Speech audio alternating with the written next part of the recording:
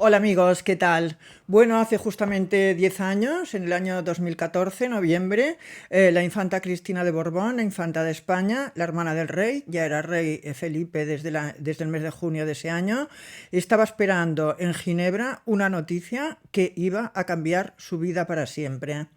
Ese día se reunían los jueces en Madrid y decidían si la imputación de la infanta Cristina iba adelante o no iba adelante.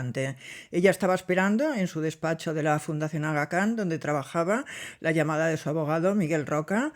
Tenía el teléfono a mano porque realmente era una noticia bueno, que afectaba a su familia, a su futuro, a su relación con su hermano. Bueno, la relación con su hermano ya estaba rota prácticamente, no había sido invitada a la toma de posesión, a la entronización de Felipe. Se había hecho ya un vestido, se había hecho ilusiones, se había hecho un vestido, creía que iba a ir, ya había pensado con quién iba a colocar a sus hijos, con quién los iba a dejar en Ginebra. Evidentemente Iñaki Urdangarín no iba a ir, pero ella esperaba estar como hermana del rey en esa ceremonia, pero no la invitaron, se lo prohibieron expresamente que acudiera. Ella acudió a su padre, lo llamó, protestó y Juan Carlos le dijo: eso es cosa de tu hermano, yo no puedo intervenir, tu hermano no quiere que vengas. Y realmente una de las primeras cosas que había hecho Felipe y Leticia, bueno, Felipe cuando fue rey, fue apartarla totalmente de la familia real, quitarle todo tipo de representación, quitarle la asignación que tenía de la familia real. Creo que eran 90.000 euros al año en esa época. Creo que también se lo quitó y le pidió también que renunciase a sus derechos dinásticos. La infanta Cristina siempre se ha negado a renunciar a estos derechos, es decir, que si le pasara algo a todas esas personas que están delante de ella y que la separan del trono, ella sería reina y sus hijos también, porque ella dice que ser hija de rey esto no se lo va a quitar nadie, ser infanta de España tampoco se lo puede quitar nadie. Y lo que sí es cierto es que el año siguiente, en el 2015, Felipe, el rey, le quitó a ella y a su marido los títulos, el título de duques de Palma, que no pueden en estos momentos pues llevarlo. Y se lo había dado el rey y el rey se lo pudo quitar. No se lo había dado a Juan Carlos, pero la figura de rey, y el rey también podía quitarles esta distinción. Esa época, ese año había sido un infierno para Cristina. Su marido al final había sido acusado de fraude, de blanqueo de capitales, de fraude al fisco, a la hacienda pública, de desfalco. Ella también había tenido que declarar en el mes de febrero delante del juez. Era esa célebre sesión en la que dijo hasta 500 veces: no lo sé, no me consta, no tengo ni idea, yo no estaba al tanto. Y entonces el fiscal y el juez habían dicho que ella figuraba como perteneciente a la junta directiva del Instituto NOS, que era el que se estaba precisamente el que estaba en el punto de mira de la justicia, ¿no? Y si ya estaba en la junta directiva y era una señora que era economista, tenía un título universitario, había trabajado y estaba en el mundo, pues tenía que estar al tanto de todas las tropelías que cometía esta empresa. Ella dijo que no sabía, que ella era simplemente ama de casa.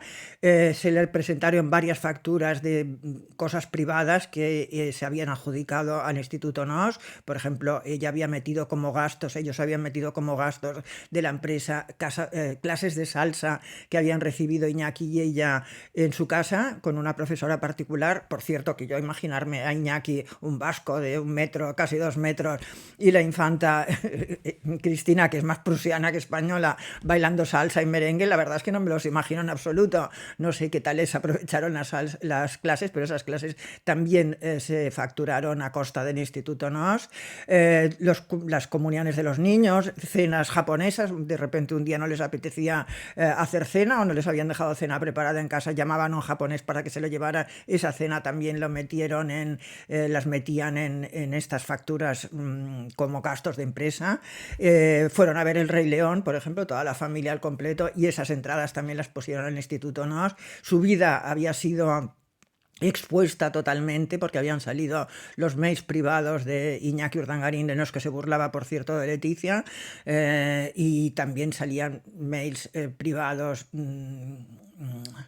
en los que se demostraba que Iñaki tenía más que una amistad con una señora. Ella lo perdonó en ese momento, ella ya lo sabía, dijo que ya lo sabía, no le importó, pero bueno, ver tu vida patas arriba, expuesta en todos los periódicos de todo el mundo, porque pensad que ese año, en el 2014, nos llamaban a los periodistas especializados en esto de absolutamente todas partes. Yo recuerdo que a mí me llamaron hasta de Corea del Norte, de un periódico de Corea del Norte, para preguntarme por Cristina y por el caso Nos, absolutamente de todo el mundo, para preguntar las intimidades, para preguntar absolutamente todo de la infanta Cristina, porque esto de que una infanta de España estuviera a punto, ¿no?, de ser procesada, a punto de sentarse en el banquillo de los acusados y que pudiera ir incluso a prisión, pues la verdad es que era un absoluta escándalo, ¿no?, en esa monarquía y en el mundo de las familias reales. Entonces ese día de noviembre, ya os digo, estaba ella en Ginebra esperando, estaba en su despacho de la Fundación Abacán. Ellos habían ido a vivir a Ginebra el año anterior, hacía un año que vivían en Ginebra, tenían un dúplex fabuloso en la zona mejor de Ginebra, en Floristan, que es una zona muy buena en el casco antiguo. Era un dúplex de 12 habitaciones con 12 cuartos de baño.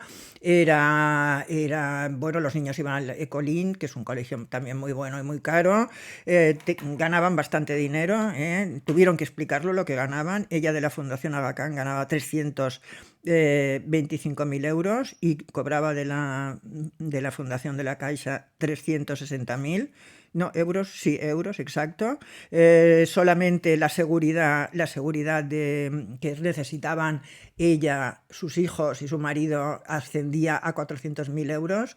Esta seguridad la pagaba entre la Embajada de España y la Policía de Suiza, es decir, que nos estaba costando todavía bastante dinero. Y ella acudía a sus dos trabajos, y mientras Iñaki, que también vivía con ella, tenía un permiso especial, puesto que estaba sometido a investigación, tenía un permiso oficial para poder vivir en Ginebra con ella, no trabajaba de nada, no hacía absolutamente nada, únicamente su único trabajo era pasear al perro, un golden muy bonito que salía a pasear todos los días.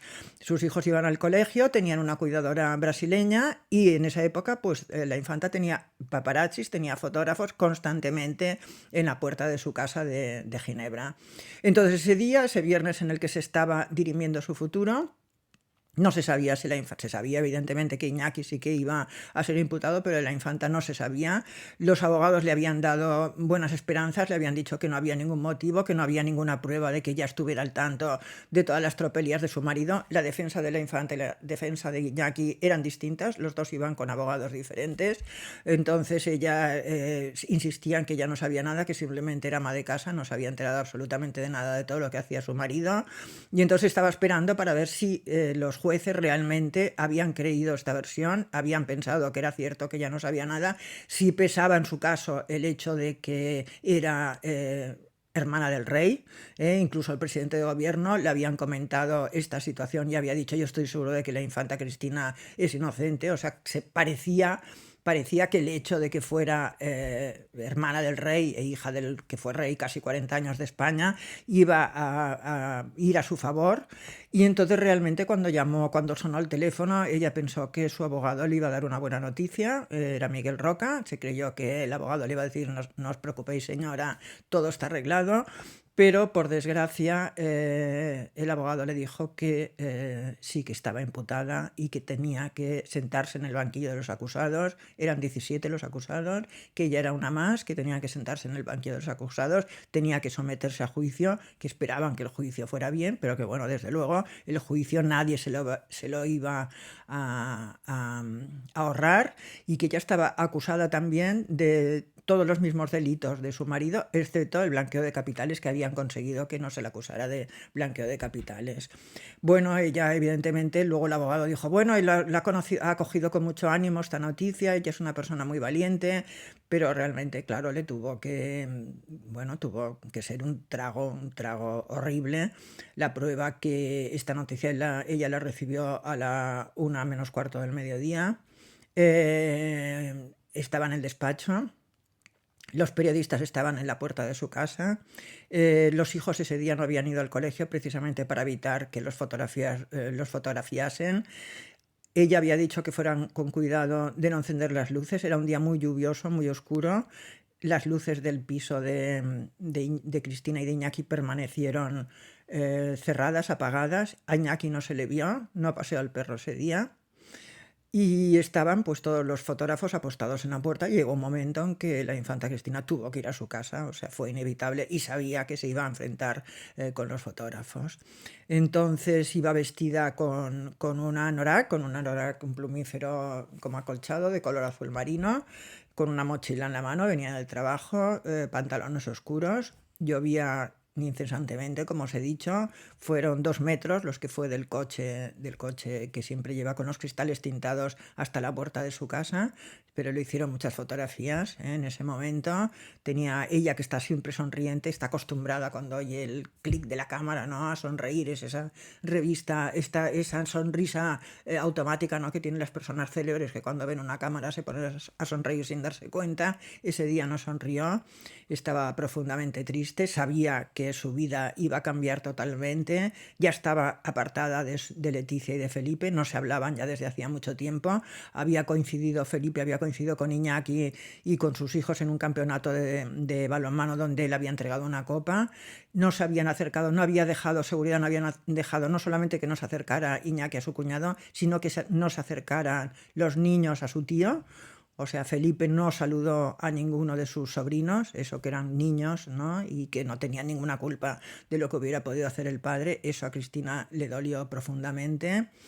Y bueno, por su cabeza pasarían todas las pequeñas cosas que nos pasan, ¿no?, cuando tenemos un disgusto grande, que nos pasan de organizar la práctica nuestra vida, ¿no?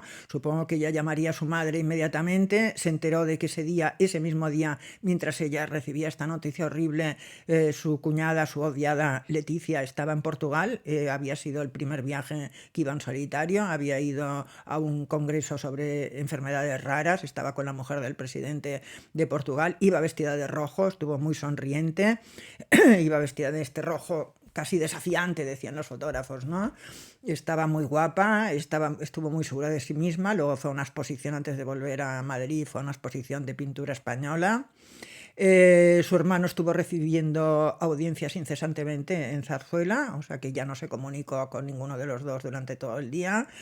Su madre había ido, contra la opinión de su hijo, había ido a ver la Ginebra ya 2 veces. Incluso el año anterior había tenido lugar un suceso muy violento. Habían ido a ver un espectáculo teatral, había ido la reina Sofía con sus nietas, con todos sus nietos en Madrid a ver un espectáculo teatral, y a la salida se empeñó en que los fotógrafos les tomaran fotografías juntas. Yo creo que es la última foto que tenemos de Leonor y de Sofía con sus primos, los primos Urdangarín, todos juntos. Está Leticia también con una expresión de disgusto tremenda. Si podéis ver la fotografía, me gustaría que la vierais.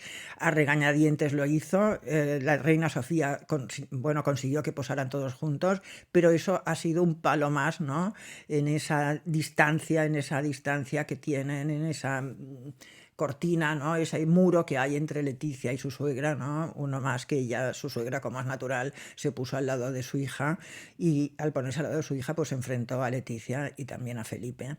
Y entonces pues supongo que todos esos detalles prácticos pasarían por su cabeza, ¿no? Las navidades, faltaban poco para las navidades, ellos siempre le habían pasado en Zarzuela, toda la familia en Zarzuela, que luego don Juan Carlos iba con su amante, ¿no?, después de la nueva Nochebuena, luego se iba con Corina y con el hijo de Corina a celebrarlo, pero bueno, la cena esa fría, se daba permiso al servicio, entonces era una cena fría que se tenían que servir ellos mismos. Y siempre le habían pasado todos juntos. ¿Qué haremos estas navidades, no? Supongo que pensaría Cristina, ¿qué haré con los niños? ¿Iremos a Vaqueira? ¿Iremos al Valle de Arán como hacemos todos los años? O sea, toda su vida a partir de entonces cambió.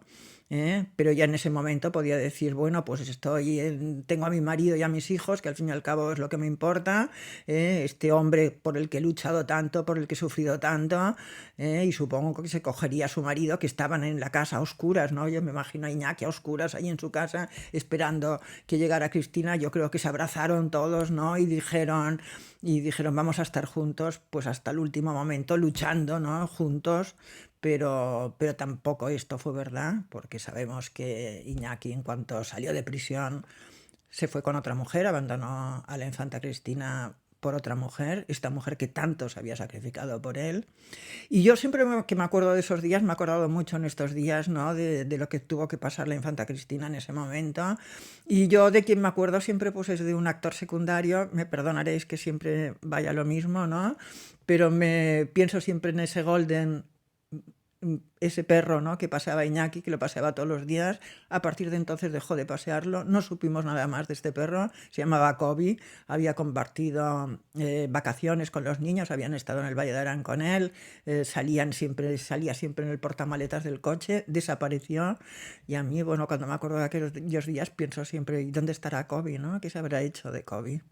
Bueno, pues os dejo con este recuerdo, ¿no? Que yo tenía ganas de que nos acordáramos todos juntos de esos días y espero que lo hayáis pasado bien con este relato, como siempre, y os envío un beso enorme. Os quiero mucho.